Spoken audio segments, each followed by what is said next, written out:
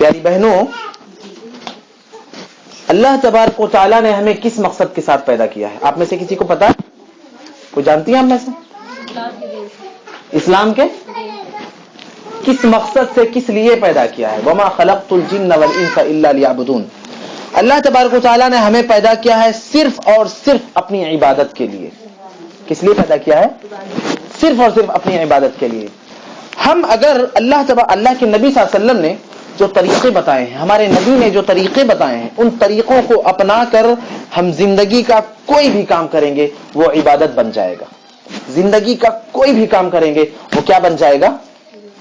عبادت بن جائے گا.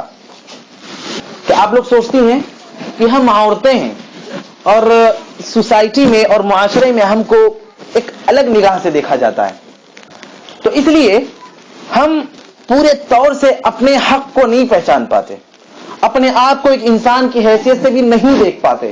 یہ بہت بڑا افسوس کا معاملہ ہے، بہت بڑا المیہ ہے. اللہ تبارک و تعالیٰ نے جس مقصد سے مردوں کو بنایا ہے وہی مقصد عورتوں کو بنانے کا بھی ہے. وہی مقصد، بولیے، وہی مقصد عورتوں کو بنانے کا بھی ہے. جس مقصد سے اللہ نے مردوں کو پیدا کیا ہے وہی مقصد عورتوں کو پیدا کرنے کا بھی ہے.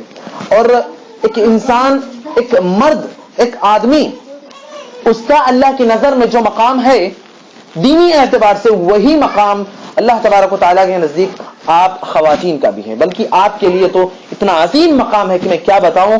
پیارے نبی علیہ الصلوۃ والسلام کا فرمان ہے کہ من کان عنده ثلاث بنات فأدبهن فأحسن تعلیمهن کن له سترا من النار. کہا کہ اگر کسی کی 3 بیٹیاں ہوں، اگر کسی کی 3 بیٹیاں ہوں اور وہ اپنی تینوں بیٹیوں کو ادب سکھلائے، کیا سکھلائے؟ ادب سکھلائے، اچھی تعلیم دے، کن لہ سترا من النار. آپ کی حیثیت دین اسلام کی نظر میں چھوٹی موٹی نہیں ہے. آپ اپنے آپ کو بہت چھوٹا اور بہت کمتر نہ سمجھیں. آپ کا مقام تو بہت اونچا ہے. آپ کو اللہ تبارک و تعالیٰ نے مردوں کے لیے کہا کہ من کان عنده 3 بنات فأدبهن فأحسن تعلیمهن کن لہ سترا من النار. جس کی 3 بیٹیاں ہوں وہ انہیں ادب سکھلائے، اچھی تعلیم دے، تو جہنم میں جانے کے لیے یہ بیٹیاں اس کے اور جہنم کے درمیان دیوار بن کر کھڑی ہو جائیں گی، جہنم میں جانے نہیں دیں گی. بیٹیوں کا یہ مقام ہے. یہ تو رہا بیٹیوں کا مقام. حالانکہ آج سوسائٹی میں کیا ہوتا ہے، جس کے گھر میں بیٹیوں کی پیدائش ہوتی ہے ذلیل اور ذلت اور رسوائی محسوس کرتا ہے. آدمی کو غصہ آتا ہے اپنی سوسائٹی میں دوسروں لوگوں کے نزدیک اپنے آپ کو پتہ نہیں کیا سمجھ لیتا ہے. آدمی رسوائی کا احساس کرتا ہے، انسلٹ محسوس کرتا ہے. دین اسلام نے کہا کہ وَإِذَا بُشِّرَ أَحَدُهُمْ بِالْأُنثَىٰ، جب انہیں بیٹی کی پیدائش کی خبر دی جاتی ہے ظَلَّ وَجْهُهُ مُسْوَدًّا وَهُوَ كَظِيمٌ، تو ان کے چہرے ذلت و رسوائی کے ڈر سے سیاہ ہو جاتے ہیں، مایوس ہو جاتے ہیں. ارے بیٹی ہوئی کیا؟ دین اسلام نے بیٹی کا اتنا اونچا مقام بتایا، اتنا عظیم مقام بتایا، پھر بیٹی کی پیدائش ہمارے لیے زحمت کیوں؟ رحمت ہے بیٹیاں. کون ہے بیٹیاں ہمارے لیے؟ رحمت ہے بیٹیاں. آپ لوگ مایوس نہ ہوں. اب لوگ یہ نہ سمجھیں کہ ہمارا اس سوسائٹی میں بہت خراب مقام ہے، ہم پتہ نہیں کیا ہی ہیں، یہ نہ سمجھیں. آپ اپنے مقام کو سمجھیں. دیکھیے، پہلی بات تو میں نے بیٹی کی بتائی، ماں کا مقام. جب بیٹی ماں بن جاتی ہے، جب بیٹی ماں بن جاتی ہے تو اس کے لیے اللہ تبارک و تعالیٰ نے کہا کہ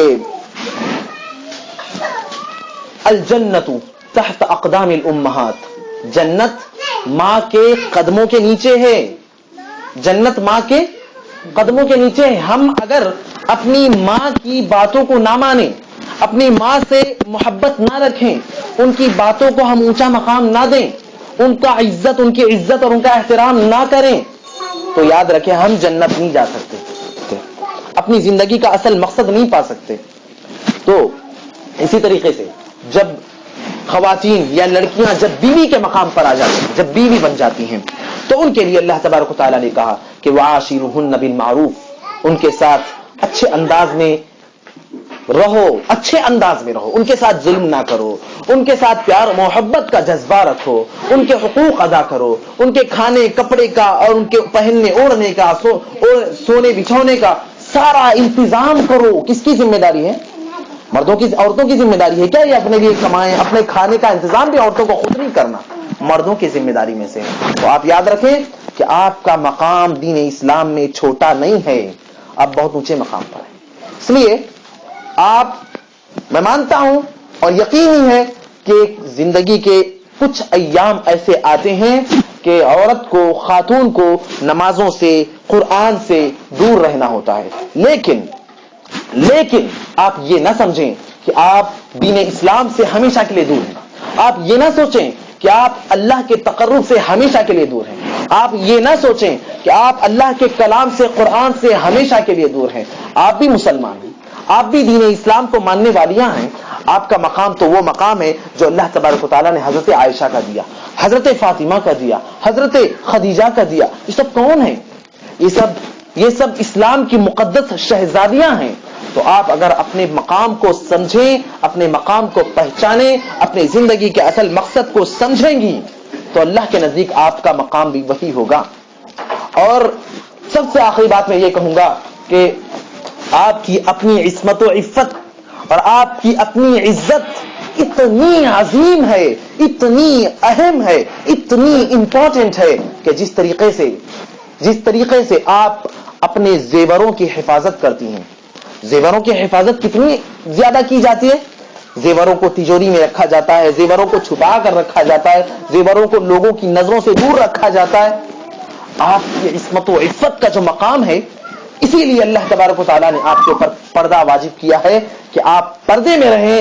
یہ زیور, یہ کان کی بالیاں, ناک کی بالیاں, ہاتھ کے کڑے, انگوٹھیاں, یہ سر کا ٹیکا, یہ سب چیزیں آپ کی عصمت و عفت کے مقابلے میں یہ سب چیزیں بہت سستی ہیں. نالی کے گندے کیڑے کے برابر بھی ان کی کوئی حیثیت نہیں ہے آپ کا جو اونچا مقام ہے. لہذا آپ کو چاہیے کہ آپ اپنے سب سے پہلے تو ایک مسلمان ہونے کا ثبوت دیں. آپ اپنے مقام کو سمجھیں.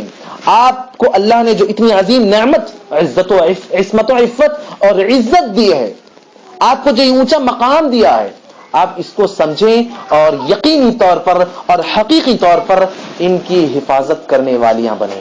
کریں گی نا انشاءاللہ؟ آپ لوگ کریں گی نا؟